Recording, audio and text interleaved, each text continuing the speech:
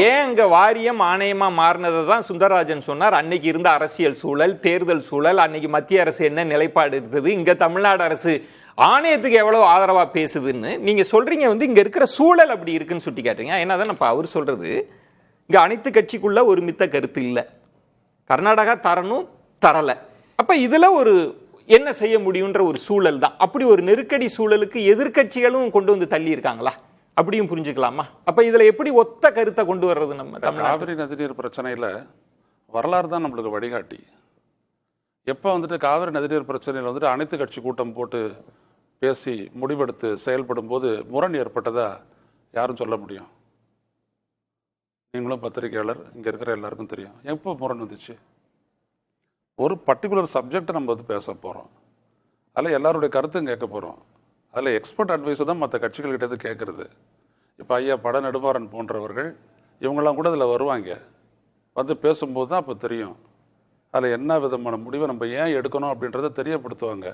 ஏன்னா இன்னைக்கு இருக்கக்கூடிய அந்த அரசு அந்த அளவுக்கு ஒரு நம்மளுக்கு ஒரு பாசிட்டிவ் நோட் என்ன அப்படின்னம்னா, தமிழ்நாடு அரசில் காவிரி பிரச்சனையை ஹேண்டில் பண்ணுறதுக்குன்னே காவிரி செல் அப்படின்னு ஒன்று இருக்குது. அதுதான் எல்லா விதமான விவரத்தையும் அமைச்சரவைக்கும் முதலமைச்சருக்கும் கொடுக்குது. அதுபடி தான் சரியாக போகுது. லெட்டர் போட்டதெல்லாம் நம்மளுடைய நண்பர் சுந்தரராஜன் குறிப்பிட்டது போல் அந்த ஒரு ஆஸ்பெக்டை அவங்க சொல்லலை, சொல்லி அதை கொடுத்துருக்கணும் பிரதமருக்கு எழுதும்போது. அதில் ரொம்ப முக்கியமான ஒரு விடயத்தை தமிழக அரசுக்கு சொல்கிறேன். Kaveri river water sharing dispute is a settled one. 2007ஆம் ஆண்டு காவிரி நதிநீர் தகராறு தீர்ப்பாயம் கொடுத்த இறுதி தீர்ப்பு உச்சநீதிமன்றத்தினுடைய தீர்ப்புக்கு டிகிரி இணையானது என்று சொல்லி அதன் அடிப்படையில் ஒரு ஸ்கெடியூலையும் போட்டு வாட்டர் ஷேரிங்கை ஒரு நீராண்டில் ஜூன் டு மே நீராண்டில் முடிவு செய்து விட்டதற்கு பிற்பாடு அதன் மீதான ஒரு பேச்சுவார்த்தைக்கு இங்கே எந்த விதமான அவசியமோ அடிப்படையோ கிடையாது. பேசிலாம் ஒண்ணு அதெல்லாம் எதுவுமே தேவை. திரு மதிவாணன் சொல்றது நமக்கு தான் வயிற்று வலி. அது ஒரு சாதாரணமா அவர் சொல்றாரு. இங்க விடையும் எல்லா விதமான வைத்திய வழியும் சந்திச்சுட்டு தான் 90ல 89ல நம்ம கடுமையான போராட்டங்கள் எல்லாம் நடத்தி நம்ம காவிரி நடுவர் மன்றம் அமைக்கணும்னு நம்ம சொன்னது. அதை விபி சிங் அரசு அமைச்சது. அது முதல்ல புரிஞ்சுக்கணும். நம்ம அதுக்கு முன்னாடி இங்க என்னெல்லாம் நடந்துச்சு, தமிழ்நாட்டில் பிரிவினை வரைக்கும் போயிடுச்சு அந்த விஷயம்.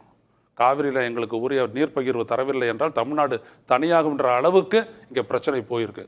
அதுக்கப்புறம் தான் இங்கே காவிரி நதிநீர் பிரச்சனையை தீர்ப்பதற்கு காவிரி நதிநீர் தகராறு தீர்ப்பாயம் அமைக்கப்பட்டு அது ஒரு இடைக்கால தீர்ப்பு கொடுத்து இறுதி தீர்ப்பு கொடுத்து அது உச்சநீதிமன்றம் ஆல்டர் பண்ணி வாரியம் அப்படின்றத மோடி ஆணையமாக மாற்றுறது எல்லாத்தையும் சகிச்சுக்கிட்டு தான் தமிழ்நாடு 177 டிஎம்சியை ஒத்துக்கிட்டு இருக்குது. எனவே இப்போ இந்த பிரச்சனையில் எங்கே வருது மேகதாட்டு, எங்கே இருக்குது பேச்சுவார்த்தைக்கான இடம்?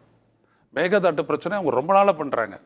எப்போ அவர் தேவேகவுடா கர்நாடக மாநிலத்துடைய முதலமைச்சராக இருக்கும்போது பண்ணாங்க.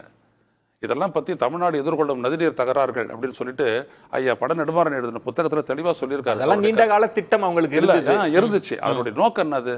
அதாவது அங்கே மேலே 2 அணையை கட்டினாங்க. இவர் கூட சொன்னார், அப்போ என்ன பண்ணிட்டு இருந்தீங்கன்னு கூட இவர் கேட்டார். அப்போ உச்சநீதிமன்றத்தில் வழக்கு போட்ட போது இப்படியான அணைகள்லாம் கட்டக்கூடாது அப்படின்னு சொல்லும் போது எங்களுக்கு வரக்கூடிய நீரின் அளவு மட்டுப்படுத்தப்படும் சொல்லும் பொழுது உச்சநீதிமன்ற நீதிபதி திருப்பி கேட்ட கேள்வி என்னன்னா, அது கட்டுறதுக்கு முன்னாடி எப்படி நீங்கள் சொல்லுவீங்க? கட்டிட்ட உடனே என்ன பண்ண முடியும்? Fait accompli situation. இப்படியெல்லாம் நம்ம பார்த்துருக்குறோம். அதனால தான் நம்ம முல்லை பெரியார் பிரச்சனை வரும்போது நமக்காக வாதிட்டு அரசு வழங்குறது I don't want to face a fait accompli situation. இடிச்சிட்ட உடனே ஒன்றும் பண்ண முடியாது. அதை இடிச்சிட்டாங்களே, ஒன்றும் பண்ண முடியாது, அடுத்தபடியாக பேசுவோம், அப்போ மாற்றி கட்டுவோம், இப்படியெல்லாம் வந்துடும். இந்த மாதிரியான ஒரு சுச்சுவேஷனை தமிழ்நாடு எதிர்கொண்டிருக்குது. காவிரியினுடைய வரலாறுன்றது. அதனால தான் சொன்னேன். இந்த இடத்துல நீங்க இந்த இப்போதைய சூழல் சொன்ன மாதிரி தண்ணி இல்லை, காவிரியில் தண்ணி திறக்கலை, ஒழுங்காற்று ஆணையம் சொன்னதும் நடக்கலை, மேகதாட்டு பிரச்சனை கொஞ்சம் கொஞ்சமாக நகர்ந்துட்டு இருக்குன்னா என்ன செய்யணும்? எப்படி இந்த அரசோட செயல்பாடை எப்படி பார்க்குறீங்க? ஐயா, அந்த நிகழ்ச்சி பார்த்துட்டு இருக்கிற எல்லாருக்கும் நான் சொல்ல வரேன், ரிசர்வாயர் லெவல் ஆன் டேம்ஸ் இன் காவேரி அப்படின்னு போடுங்க, அந்த ஸ்கெடியூல் வரும். இன்னும் ஆஸ் ஆன் டுடே எவ்வளவு தண்ணி இருக்குதுன்றதை நீங்கள் பாருங்கள். மேட்டூரில் எவ்வளோ இருக்குதுன்னு பாருங்கள். நம்ம வெறும் ஒரு 1000 கண்ணாடி தண்ணீரை குடிநீருக்காக திறந்து விட்டு உட்காந்துட்டு இருக்கிறோம். அங்கே தண்ணீர் இருக்கு. இன்னைக்கு அந்த டேட்டா கர்நாடக முதலமைச்சர் சிவகுமார் படிச்சாரு. இப்ப நம்ம போயெல்லாம் பார்த்தெல்லாம் தெரிஞ்சுக்கலாம். ஹெலிகாப்டர்ல இருந்து பாக்குறதெல்லாம் தேவையில்லை.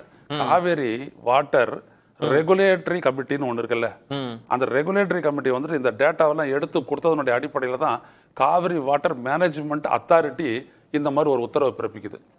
To his own judgment. அவர் நண்பர் சொன்ன மாதிரி 9.5 டிஎம்சி வேணாம், ஒரு 4.5 TMC over a period of 15 days. அது வந்துட்டு நொடிக்கு 3500 கண்ணாடி வீதம் திறக்கணும். அது நம்மளுக்கு ஒன்றும் ஒத்து வராது. 18,000 கண்ணாடி மேட்டூரில் திறந்து விட்டு 10 நாள் ஆச்சுன்னா கடமடைக்கு தண்ணி போகும். அப்படியேப்பட்ட நிலையில தான் நம்ம இருக்கிறோம். புரியுதுங்களா? இதனால ஒன்று, ஆனால் அதையே முடியாது அப்படின்றான். இப்போ இதை எடுத்துகிட்டு போயிட்டு கோர்ட்டில் போகிறான். கோர்ட்டு உடனே விசாரிக்க போகிறதில்ல. அவங்க முடிவு எடுத்துட்டாங்க, கோர்ட்டுக்கு போகிறாங்க. கோர்ட்டு உடனே விசாரிக்க போகிறதில்ல. என்ன பண்ணுவீங்க? ஸோ இதில் ஒரு 10-15 நாள் போயிடும். ஸோ ஃபினிஷ்ட், குறுவை சாகுபடின்றது ஃபினிஷ்ட், ரைட்டுங்களா? அடுத்தபடியாக மழை பெஞ்சு இது நாள் வரைக்கும் இப்போ அவர் பேசும்போது நண்பர் சுந்தரராஜன் அருமையான ஒரு விடயத்தை சொன்னார். இதுதான் காவிரி விவசாயிகளுடைய எண்ணமே. அது என்னன்னா, இந்த 2018 இந்த அவார்டு வந்துட்டு அரசு இதழில் வெளியிடப்பட்டது கெசட்டடுக்கு அப்புறம் டில் டு டேட் இந்த 7 ஆண்டு காலத்தில் 8 ஆண்டு காலத்தில் ஒருபோதும் அந்த காவிரி நதிநீர் தகராறு தீர்ப்பாயம் கொடுத்த இறுதி தீர்ப்பின்படியான ஷெட்யூல் படி தண்ணீர் தமிழ்நாட்டுக்கு வாராந்திர ரீதியில் திறந்து விடப்பட்டதில்லை. Overflowing water alone has been. அப்போ என்ன பண்ணணும் அப்படின்னா, இதை சொல்லி ஆணையம் அப்படின்றது has not delivered the due justice. அன்னைக்கு ஆணையத்தை நீங்கள் ஏற்றுக்குங்க அப்படின்னு சொல்லிட்டு தீபக் மிஸ்ரா சீஃப் ஜஸ்டிஸ் சொல்லும் போது அவர் என்ன சொன்னார், ஏன் வாரியன்றது ஆணையமாக மாற்றணும் அப்படி தமிழ்நாடு தரப்பில் கேட்டபோது, don't worry, this is also constitutional, we are here, you can come and we will settle you, don't think that you are let off அப்படிலாம் சொன்னார் அவரு. நம்மளும் சொன்னா பல்லில்லாத ஆணையன்றதெல்லாம் ஒண்ணு. இப்ப இந்த 8 ஆண்டு 9 ஆண்டு 8 ஆண்டு காலத்துல அனுபவத்துல என்ன அப்படின்னா, வாரியம் தான் சொல்லப்பட்டது. இந்த தீர்வா சொல்லப்பட்டது என்னன்னா, காவிரி தகராறு தீர்ப்பாயத்தால சொல்லப்பட்டது வாரியம் தான். அந்த வாரியம் அப்படின்னு ஒண்ணு வச்சுட்டாங்க அப்படின்னா, 8 அணைகள் இருக்கு இல்லைங்களா, கபினி, ஹேமாவதி, ஹேரங்கி, கிருஷ்ணராஜ சாகர், அப்புறம் இந்தாண்ட பாத்தீங்கன்னா மேட்டூர், அப்புறம் பவானி, அந்தாண்ட பானசுரம், எல்லாமே வந்துட்டு அவங்க கண்ட்ரோல் பண்ண போறாங்க. அதை கண்ட்ரோல் பண்ண கூடாதுன்னு சொல்லிட்டு தேவேகவுடா வந்துட்டு உண்ணாவிரதம் இருந்தாரு. அதை ஏத்துக்கிட்டு மோடி என்ன சொன்னாரு, இதை ஆணையமா மாத்தினாரு.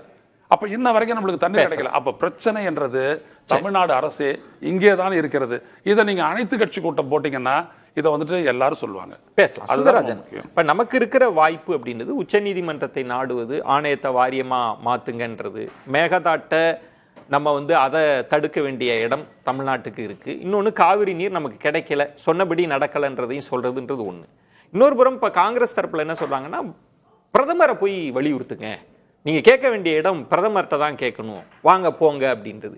இன்னொரு புறம் இல்ல, ராகுல் காந்தியை சொல்லுங்கன்னு எல்லாரும் பந்த ஆளுக்கு ஒரு திசையில். இன்னொரு புறம் வரவேற்ற டி.கே. சிவகுமார் இப்ப சூழல் சரியில்லைன்னு கர்நாடகம் ஒரு பதட்ட சூழலுக்கு வந்து விட்டதாகவும் சொல்றாருல. நம்ம என்ன இப்போ லீகல் பேட்டில் நமக்கு கை கொடுக்குமா? லீகல் பேட்டில் ஒன்று தான் வழி. நீங்க போய் பிரதமர் பார்த்தாரு சொல்லுவாரு, நான் கர்நாடகா சீஃப் மினிஸ்டர் சொல்றேன்னு சொல்லுவாரு. லீகல் பேட்டில் மட்டும்தான் நமக்கு வழி.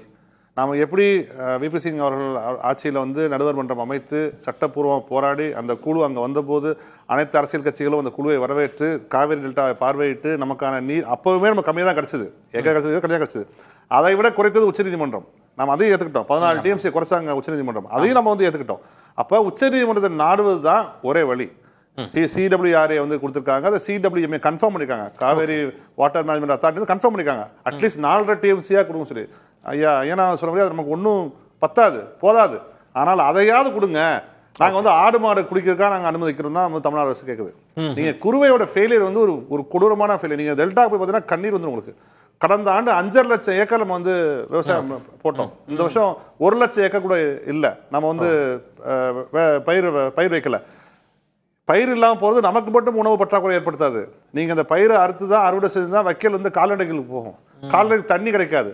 குறைஞ்சபட்சம் இது கொடுத்தீங்கன்னா நீங்க கால்நடைகளுக்கும் நாங்களும் குடிச்சுக்குவோம்னு சொல்லி தான் தமிழ்நாடு அரசு 4.5 டிஎம்சியாவது CWA கொடுக்க நினைக்குது. இது கொடுக்க மாட்டேன்னு சொல்லிட்டாங்கன்னா நம்ம இருக்கின்ற ஒரே வழி உச்சநீதிமன்றத்துக்கு போய் இப்பொழுது 4.5 இல்லை 9.5 வாங்குவது மட்டுமல்ல, அந்த நீதிமன்றத்தை நாடுவது பெர்மனன்டான ரெசல்யூஷன் இந்த பக்ரா பியாஸ் மேனேஜ்மெண்ட் போர்டு மாதிரி ஒரு சுயாதீன அதிகாரம் பெற்ற ஒரு போர்டை நிறுவி இந்த காவேரி பேசில் எல்லா அணைகளையும் அதோட கட்டுப்பாட்டில் எடுத்துக்கொண்டு அதை ரெகுலேட் பண்றது தான் ஒரே தீர்வாக இருக்க முடியும்.